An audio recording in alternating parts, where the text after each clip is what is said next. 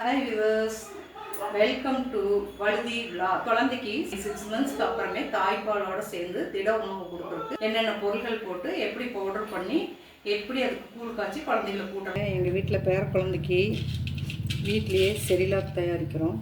அதுக்கு என்னென்ன பொருட்கள் தேவைங்கிறது நான் எடுத்து வச்சுருக்கேன். கருப்பு சுண்டலும் வெள்ளை சுண்டலும் நம்ம ஒரு மெஷர்மெண்ட்டு நம்மளாக எடுத்துக்கணும். ஒரு டம்ளரில் இவ்வளோக்குன்னா இவ்வளோவுக்கு, சரிங்களா? எல்லா பொருளுமே அந்த மாதிரி. இது தாமரை விதைங்க, மக்கானிம்பாங்க. கோதுமை ரவை, கோதுமை போட்டால் வீட்டிலையே ப்ரிப்பேர் பண்ணுறதுக்கு கொஞ்சம் அரைக்கிறதுக்கு சிரமம்ட்டு நான் கோதுமை ரவை எடுத்திருக்கேன். இது மக்காசோளம் மக்கானி, பருப்பு.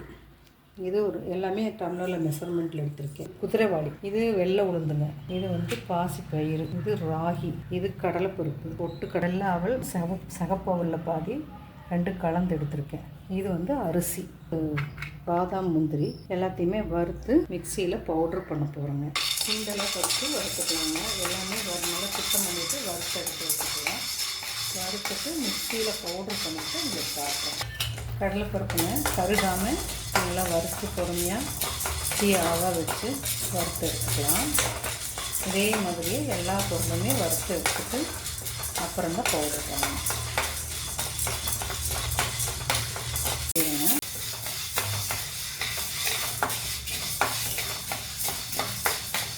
உளுந்து போட்டுக்கலாங்க. நான் வெள்ளை உளுந்து எடுத்திருக்கேன். கருப்பு உளுந்து கூட போட்டுக்கலாம். கருப்பு உளுந்து நல்லா ஹெல்த்தி தான். கருப்பு உளுந்து கூட போட்டுக்கலாம். அரிசி, அதுக்கப்புறம் அரிசி வறுத்துக்கலாம். அடுத்தது ராகிங்க, ராகி வறுத்துக்கலாம். ராகி சீக்கிரம் வறுத்துரும், பார்த்து கருகாமல் எடுத்துக்கலாம். மக்காசோள ரவை, கார்ன்ஃப்ளவர்னு சொல்லுவாங்க இல்லையா, அது கொஞ்சம் லைட்டாக வறுத்து எடுத்துரும். கோதுமை ரவை, அதை லைட்டாக வறுத்து எடுத்துக்குவோம்.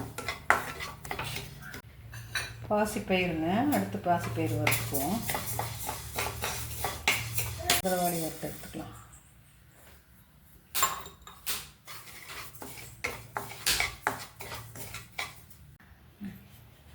அடுத்து அவல் கொஞ்சம் வறுத்துக்கலாங்க.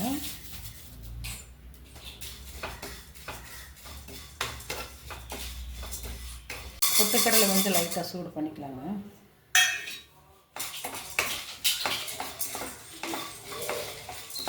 தாமரை விதை போட்டு கொஞ்சம் வறுத்து எடுத்துடலாங்க. எல்லாம் மெஷர்மெண்ட்ஸு நீங்கள் ஏதாவது ஒரு கப்போ டம்ளரோ வச்சு அதுக்கு தகுந்த மாதிரி எடுத்துக்கோங்க.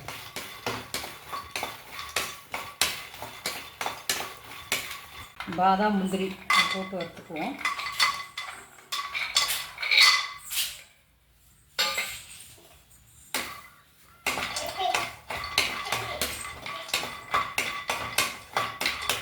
கடைசியாக ஏலக்காய் கொஞ்சம் வறுத்துக்கலாங்க.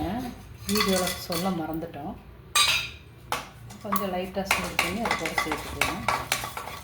சும்மா இது வாசத்துக்காக தான்.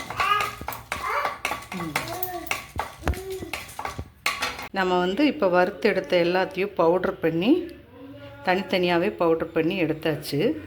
இதை ஒரு நல்ல சல்லடையில் சளிச்சு அரைச்சி எடுத்த பவுட்ரு எல்லாத்தையும் ஒன்றா கொட்டி கலந்தாச்சுங்க. கலந்து ஒரு பாக்ஸில் நம்ம சேவ் பண்ணி வச்சு 2 ஸ்பூன் போட்டு கூழ் மாதிரி ஆச்சு ஊற்றி விடலாங்க. இதே மாதிரி நீங்களும் செஞ்சு பாருங்கள். எடுத்து வச்சுருக்கிற அந்த மாவில் குழந்தைகளுக்கு எப்படி கூழ் காய்ச்சலாங்கிறத இப்போ நான் காட்டுறேன் பாருங்கள். 2 ஸ்பூன் பவுடர் போட்டு கட்டி இல்லாமல் முதல்ல கரைச்சி எடுத்துக்கணும். அடுப்பில் சூடு பண்ணி காய்ச்சலாம். தீயில வச்சு அடி பிடிக்காமல் காய்ச்சிக்கலாம். இது கூட காய்கறி ஆட் பண்ணி கூட நம்ம கொடுக்கலாம். இது ஹெல்த்தியான ஃபுட்டுங்க. எல்லாமே சத்து உள்ளது. குழந்தைகளுக்கு ரொம்ப ஹெல்த்தியாக இருக்கும். பசி நல்லா தாங்கும். நம்ம தாய்ப்பாலோட இது கொடுக்கும்போது அந்த குழந்தைகள் குறிப்பிட்ட ஸ்டேஜில் அவங்க வளர்ச்சி நல்லா இம்ப்ரூவ் ஆகும். அதனால நீங்களும் இது மாதிரி செஞ்சு பாருங்க. அவ்வளோதான், ரெடி ஆயிடுச்சுங்க. குழந்தைகளுக்கு அப்படியே எடுத்து நம்ம ஊட்டி விடலாம். நல்லா பசி தாங்கும். தேங்க்யூ.